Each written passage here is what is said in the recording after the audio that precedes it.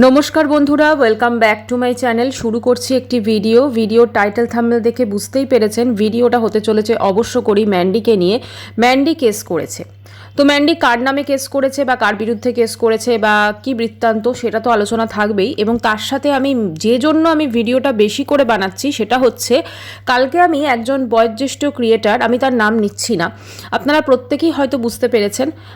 তো তিনি কালকে একটা কথা বলেছেন, তার একটা ভিডিও আমি দেখলাম। একটা কথা বলেছেন তিনি যে আমরা সব কন্ট্রোভার্সি ক্রিয়েটাররাই নাকি দালাল, ঠিক আছে। তো এই কথাগুলো বলেছেন এবং সবার সঙ্গেই নাকি পার্সোনাল যোগাযোগ আছে বড় বড় ব্লগারদের। তো মানে সমস্ত কন্ট্রোভার্সি ক্রিয়েটারদের উনি অ্যাড্রেস করেছেন। তো আমি সেই জন্য এই ভিডিওটা করছি, কারণ আমিও একজন এই ইউটিউবের কন্ট্রোভার্সি ক্রিয়েটার সেই হিসেবে। আচ্ছা, প্রথমেই আমি সেই মানে ব্যাপারটায় বলি আগে কথাটা, তারপরে আমি ম্যান্ডিরিতে ফিরে আসছি। তো আমার কথা হচ্ছে যে উনি কার কার বাড়িতে গেছেন এবং গিয়ে কিভাবে উনি ইনফরমেশন নিয়েছেন এবং তারপরে উনি ইনস্টলমেন্টে কী করে ভিডিও করেছেন। উনি কিন্তু সমস্ত জিনিসটা একটা ভিডিওতে বলতেন না, উনি কিন্তু ইনস্টলমেন্টে করে করে বলতেন, ঠিক আছে। আসলে উনি নিজের মতো সবাইকে মনে করছেন, কিন্তু সত্যি কি তাই? আজকে যদি আমরা যারা কন্ট্রোভার্সি ক্রিয়েটাররা আছি বেশ কিছু সংখ্যক, আমরা যদি প্রত্যেকে ওরকম ব্লগারদের বাড়ি বাড়ি ছুটে গিয়ে বা তাদের দালাল নিযুক্ত হয়ে যদি ভিডিও করতাম, তাহলে কিন্তু আমাদের চ্যানেলে আজকে ভিউজের বন্যা বয়ে যেত এবং চ্যানেল কিন্তু অনেক বড় হয়ে যেত, ঠিক আছে। তো সেটা কিন্তু হয়নি, কারণ আমরা ভিডিও টু ভিডিও করি, যেটা ভিডিওতে দেখি সেই হিসেবে ভিডিও করি এবং যতটা ভদ্র এবং যুক্তিসম্মতভাবে করা যায় ততটাই করার চেষ্টা করি, পয়েন্ট ওয়াইজ কথা বলি। যারা পার্সোনালি ধরুন বড় বড় ব্লগারদের বাড়িতে যাচ্ছেন বা তাদেরকে আমন্ত্রণ জানাচ্ছেন, ঠিক আছে, মানে ধরুন এমনও হয় যে শ্রাদ্ধ শান্তিতেও, সেই বাড়ির শ্রাদ্ধ শান্তিতেও বড় বড় ব্লগারদের আমন্ত্রণ জানানো হয় এবং সেখানে যখন তারা ঢোকে ক্যামেরা অন করে, হ্যাঁ একদম তিনি তার মেয়ে সবাই ক্যামেরা অন করে দাঁড়িয়ে থাকেন, মানে একটা শ্রাদ্ধ শান্তি বাড়িতেও কিন্তু এইরকম একটা পরিবেশ সৃষ্টি হয় এবং সেটাতে কিন্তু কোনো রকম দ্বিধা হয় না, ঠিক আছে, মানে শুধুমাত্র চ্যানেল গ্রো করার জন্য। তো আমার মনে হয় এতটা নিচে বোধহয় আমরা অনেকেই আছি কন্ট্রোভার্সি ক্রিয়েটার যারা নামতে পারবো না। প্রথম কথা, আমরা যাদেরকে নিয়ে কন্ট্রোভার্সি করছি বা যাদের ভিডিও দেখে আমরা কন্ট্রোভার্সি করছি, তার মানেই এমন নয় যে আমি তার সাথে একদম ভেতরে ভেতরে ঢুকে গিয়ে ভেতরের হাঁড়ির খবর নিয়ে আমি সেটা বলতে বসবো, কারণ সেটাকে তো কন্ট্রোভার্সি বলে না, সেটাকে বলে হচ্ছে মানে দালালি, ঠিক আছে, সোজা কথা দালালি। বা সেটাকে আমি কি বলতে পারি আর, মানে আমি খবর নিয়ে আসছি, নিয়ে এসে আমি তারপর একটা একটা করে মানে ভিডিও করছি, এরকম তো আমি দেখেছি প্রচুর। আর অনেকেই বলেন, আমি দেখেছি যে বড় বড় ব্লগারদের সঙ্গে তাদের পার্সোনাল সম্পর্ক খুব ভালো, কেউ তার ছেলের মতো, কেউ তার মেয়ের মতো, কেউ তার মানে বৌমার মতো, এরকম অনেক প্রচুর বলে আমি দেখেছি। তো আমার কথা হচ্ছে সত্যিই কি তাই? ব্যাপারটা কি তাই? আজকে যদি পুরো ইউটিউবটাকে আমি যদি সাইডে রেখে দিই, তাহলেও কি সত্যি এই সম্পর্কগুলো কি এরকমই থাকবে? আমাদের আশপাশে আমাদের আত্মীয় স্বজন বন্ধু বান্ধব এমন প্রচুর মানুষ থাকে যাদের সঙ্গে আমাদের কিন্তু খুব ভালো সম্পর্ক হয়। তো সেই জায়গাটা কি একজন ওয়াইটির যারা মানে নাম করা ব্লগার তাদের মানে সেম হয়ে যায়? মানে ওয়াইটির সমস্ত নাম করা যারা ব্লগার আছে তাদের সঙ্গে কিছু কিছু কন্ট্রোভার্সি ক্রিয়েটার একটা পার্সোনাল রিলেশন মানে মেনটেন করার চেষ্টা করে বা দেখানোর চেষ্টা করে, সোজা কথা। এমনও দেখেছি যে ম্যান্ডির যখন ওই বাবা মারা গেছিলেন তখন মানে ম্যান্ডিকে একদম পুরো তার মানে কি বলবো, বাপের বাড়ি থেকে যে শাড়িটা আসে ঘাট কাজে, সেইটা পর্যন্ত সেই কাজটা আমি করেছি এবং প্রচুর প্রচুর জিনিস আমরা কিন্তু ওয়াইটিতে দেখেছি এবং সেটাকে দেখে আমাদের একটু অতিরঞ্জিতই মনে হয়েছে, ঠিক আছে। আর সবথেকে বড় কথা, কোনো বাড়িতে ধরুন এই যে ম্যান্ডির বাবার যখন শ্রাদ্ধ শান্তি হয়েছিল সেখানেও দেখেছি, সেখানে গিয়ে পুরো ক্যামেরা করে সমস্ত কিছু দেখানো, মানে কে আগে সেই জিনিসটা দেখাতে পারে এবং মানে এটা একটা কম্পিটিশন, ঠিক আছে, একটা কম্পিটিশন পুরো, সেখানে গিয়ে দেখিয়ে ভিউজ আর্ন করা এবং চ্যানেলটাকে গ্রো করা। এরকমভাবে চ্যানেল গ্রো করার থেকে চ্যানেল আমার মনে হয় বসে যাওয়া অনেক ভালো। যেটুকু নিজের দমে করা যায় সেইটুকুতে করাতে আমি বিশ্বাসী, প্রথম কথা। আর দ্বিতীয় হচ্ছে যে এটাতে কি হয়, যারা ধরুন সত্যিকারের ভালো কন্ট্রোভার্সি করছে, ঠিক আছে, এমন প্রচুর তো কন্ট্রোভার্সি ক্রিয়েটার থাকেন যারা সত্যি করে ভালো কন্ট্রোভার্সি করেন, পয়েন্ট ওয়াইজ করেন এবং ভিডিও টু ভিডিও করেন, তাদের কিন্তু অনেক মানে তারা কি হয় কম্পিটিশনে পিছিয়ে পড়ে। আর এই ধরনের কিছু কন্ট্রোভার্সি ক্রিয়েটার আছে যারা নিজেদেরকে কন্ট্রোভার্সি ক্রিয়েটার বলে দাবি করেন, মানে তারা কি করেন, এই সমস্ত বড় বড় ব্লগারদের বাড়ি চলে যান এবং তাদের সঙ্গে একটা খুব প্রচণ্ড একটা মানে মানে কি বলবো, একদম পুরো খুব ভালো রিলেশন, এমন এমন একটা ভাব দেখান যেন তিনি তার মানে কি বলবো মানে একদম আত্মীয়ের জায়গা নিয়ে নিয়েছেন এবং সেখান থেকে ইনফরমেশন নিয়ে ইনস্টলমেন্টে তিনি ভিডিও করেন, এরকমও কিন্তু আমরা প্রচুর দেখেছি। ঠিক আছে, এমনকি এই ম্যান্ডি এবং ম্যান্ডির মায়ের মাঝখানে একটা মাধ্যম হয়ে তাদের মধ্যে মানে আমি এটাও তো দেখেছি যে ম্যান্ডির মাকে যখন জামা কাপড় দিত, পুরনো জামা কাপড় অবশ্যই, তো সেগুলো পৌঁছে দেওয়ার দায়িত্বে কিন্তু তিনি ছিলেন। হ্যাঁ, মানে তিনি মাধ্যম হয়ে কাজ করে গেছেন একটা সময়। ফলে এই যে জিনিসগুলো সমস্ত কিন্তু গোটা ওয়াইটি জেনেছে দেখেছে, ডেফিনেটলি কখন ওয়াইটি জেনেছে দেখেছে এগুলো কিন্তু ম্যান্ডি তো সেভাবে বলেনি, বলেছেন কিন্তু ওই কন্ট্রোভার্সি ক্রিয়েটার, কারণ তিনি খুব ভালো করে জানতেন যে এই ধরনের জিনিসগুলো তিনি যদি বলেন তাহলে তার চ্যানেলে সবাই দেখতে যাবে। ঠিক আছে, তার চ্যানেলে কি হচ্ছে চলো ম্যান্ডি এবং স্যান্ডির ভেতরের খবর পাওয়া যাবে, চলো কি কি চলছে দেখে নি। না হলে ম্যান্ডি স্যান্ডির ওই সময়টায় যখন ধরুন ওদের একটা সংসারে অশান্তি হয়েছে, এরকম একটা পরিস্থিতি, তখন সেখানে তার বাড়িতে একজন কন্ট্রোভার্সি ক্রিয়েটার পৌঁছে যাওয়া এবং ভেতরের খবর নেওয়া, শুধু একজন যায়নি, আমার মনে হয় অনেকে গেছিলেন, চেষ্টা করা, আমার মনে হয় এটা সব থেকে নিন্দনীয় এবং অমানবিক কাজ। আমি জানি না এই ধরনের বড় বড় ব্লগাররা কি করে তারপরও এই ধরনের কন্ট্রোভার্সি ক্রিয়েটারদের সঙ্গে সম্পর্ক রাখেন, ভাবতে অবাক লাগে।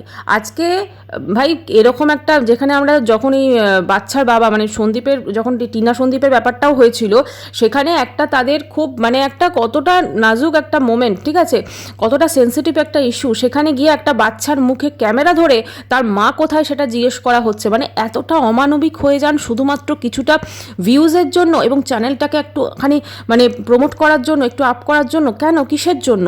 মানে একটুখানি কি মানবিকতা বোধ, একটুখানি কি মানে মানুষের মনুষ্যত্ব বোধ তখন হারিয়ে যায় শুধুমাত্র চ্যানেলটাকে কিভাবে গ্রো করা যায়। খুব হাস্যকর একটা লেগেছিল সেই সময়, কষ্টও লেগেছিল, হাস্যকরও লেগেছিল। যাই হোক, এইটুকু অন্তত প্রাউডের সঙ্গে বলতে পারি যে নিজের চ্যানেলে আমরা যে সমস্ত আছি কিছু কন্ট্রোভার্সি ক্রিয়েটার, আমরা যারা ভিডিও দিই, আমরা শুধুমাত্র নিজের দমে ভিডিও দিই, যেটা ভিডিওতে দেখি বা যেটা কন্ট্রোভার্সি জোনে দেখি সেই হিসেবে ভিডিও করার চেষ্টা করি। এবং আমরা কোনোদিনও কোনো বড় বড় ব্লগারদের সঙ্গে পার্সোনাল রিলেশন রাখার যদি সুযোগও আসে, সেটা কোনোদিনও আমরা অ্যাকসেপ্ট করব না, কারণ আমরা খুব ভালো করে জানি যে একটা সময় আসবে যখন এই বড় বড় ব্লগাররা মানে যখন প্রয়োজন মিটে যাবে তখন কিন্তু ব্যাস ছুঁড়ে ফেলে দেবে। ঠিক আছে, এবং তার থেকেও বড় কথা, নিজের সম্মানের কথা ভেবেও কেন, কিসের জন্য পার্সোনাল রিলেশন রাখতে যাব, তাই না? শুধুমাত্র চ্যানেলটা একটুখানি গ্রো হবে, একটুখানি ভিউজ আসবে, আর্নিং বেশি হবে, সেই জন্য কোনো বড় ব্লগারের পা চাটতে পারবো না, সোজা কথা। তো এবারে আজকে যে জিনিসটা আমি দেখলাম ম্যান্ডির ভিডিওতে, এবার ফিরে আসছি ম্যান্ডির ভিডিওতে, সত্যি কথা এই ধরনের মানে যারা আছেন ক্রিয়েটার, আবার তিনি বলছেন তিনি নাকি চাকরি ছেড়ে দিয়েছেন কন্ট্রোভার্সি করবেন বলে, মানে এটা সত্যি প্রচণ্ড হাস্যকর। কেউ সরকারি চাকরি কি ছেড়ে দিতে পারে শুধুমাত্র কন্ট্রোভার্সি করার জন্য? মানে যেটা শুনছি আর কি আশপাশ থেকে, ঠিক আছে, জানি না, যদি তিনি করে থাকেন যে ওয়াইটিতে কন্ট্রোভার্সির জন্য তিনি ফিরে আসবেন, তার জন্য তিনি চাকরিকে ছেড়ে দিয়েছেন, তাহলে তাকে হ্যাটস অফ, তাকে আর কিচ্ছু সত্যি কথা বলার নেই। তো এবারে আসি, তাহলে মোটামুটি এই ব্যাপারটা এটাই হলো যে সমস্ত যারা কন্ট্রোভার্সি ক্রিয়েটার আছেন সবাই কিন্তু কারুর দালাল নয়। উনি হয়তো নিজে কারুর দালালি করেছেন বা করছেন, সেজন্য ওনার সবাইকে সেটাই সেই চোখেই উনি দেখছেন, সবাই কিন্তু দালাল নয়।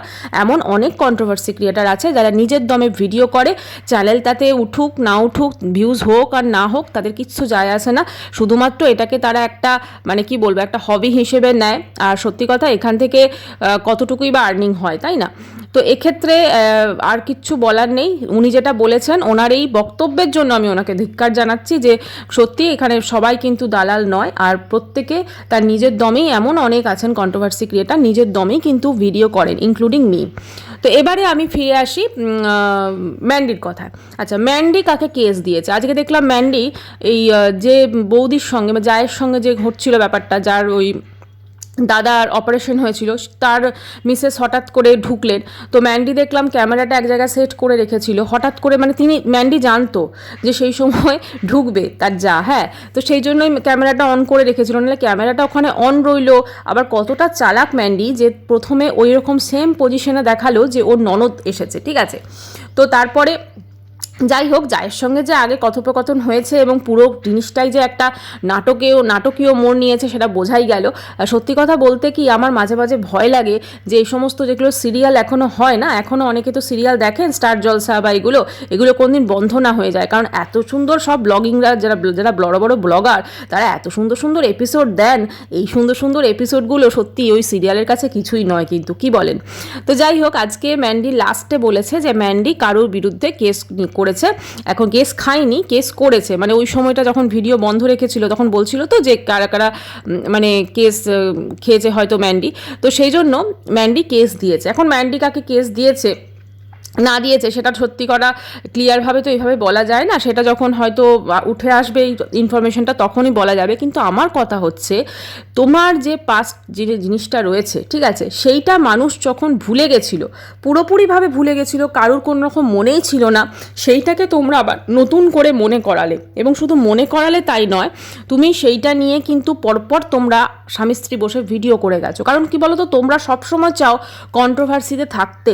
কারণ তোমরা খুব ভালো করেই জানো যে তোমরা যদি কন্ট্রোভার্সিতে না থাকো তাহলে তোমাদের ভিউজও কিন্তু যেরকম আদার্স তোমাদের সমকক্ষ ব্লগারদের মতো আছে সেরকম হয়ে যাবে। কিন্তু সেটা হলে তো তোমার চলবে না, তোমার একটু বেশি ভিউজ চাই। সেই জন্যই কিন্তু তুমি এই কন্ট্রোভার্সিগুলো করো। আর তুমি যখন ওই ইয়েটাতে পরিষ্কার মনে আছে, যখন স্ট্রাইক দিচ্ছিলে বা দেওয়ার কথা বলছিলে, তখন বলেছিলে, মানে ম্যান্ডি স্পেশালি বলেছিল না না কেস আমি করবো না কারোর বিরুদ্ধে। কিন্তু আজকে হঠাৎ করে মানে তুমি বলছো তো তুমি কেস করেছো।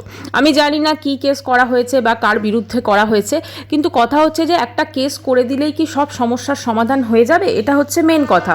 কারণ একটা কেস করে দিলেই তো সব সমস্যার সমাধান হয়ে যাবে না, তাই না? আজকে তুমি যে ইচ্ছাকৃতভাবে তুমি কেসের কথাটা বললে, এটা তুমি আরও বেশি করে বললে, কারণ তুমি জানো এইটা নিয়ে, এবং তুমি বলছো যে এটা নিয়ে আবার সব বসে যাবে কন্ট্রোভার্সি করতে। কারণ তোমরা কোনোদিনই চাও না যে তোমাদের নিয়ে আলোচনা বন্ধ হোক। তোমরা কোনোদিনই চাও না যে সবসময় ওয়াইটিতে ম্যান্ডি স্যান্ডিকে নিয়ে আলোচনা হোক, সেটা তোমরা নিজেরাই চাও। এবং সেই জন্যই কিন্তু তোমরা এমন এমন কিছু কাণ্ড ঘটাও সেটা নিয়ে তোমরা, মানে যাতে মানুষ তোমাদের আলোচনা করায় আর কি, করতে বাধ্য হয়। এবারে আসি, তুমি বলছো যে তোমার সঙ্গে তোমার ওই যে ছর্দি, এখন যে ছর্দি তোমার, তো একটা সময় ছিল তাকে অনেক তোমরা এই সোশ্যাল মিডিয়াতে উল্টোপাল্টা কথা বলেছো, এমনকি তার বিরুদ্ধেও তোমরা কেস করেছিলে, ঠিক আছে? তোমার ছর্দি তোমার সঙ্গে এত কিছু খারাপ করার পরও তার কেসটাকে তোমরা উইথড্র করে নিয়েছিলে। কিন্তু এখন তোমাদেরকে কেউ বিশ্রী অঙ্গভঙ্গি করছে বা তোমাদেরকে নিয়ে উল্টোপাল্টা কথা বলছে বা তোমাদের পুরনো জিনিস শোনাচ্ছে, এই সেম জিনিসগুলো কিন্তু তোমার ছর্দি করেছিল, কিন্তু তাকে তুমি ক্ষমা করে দিয়েছিলে, ঠিক আছে?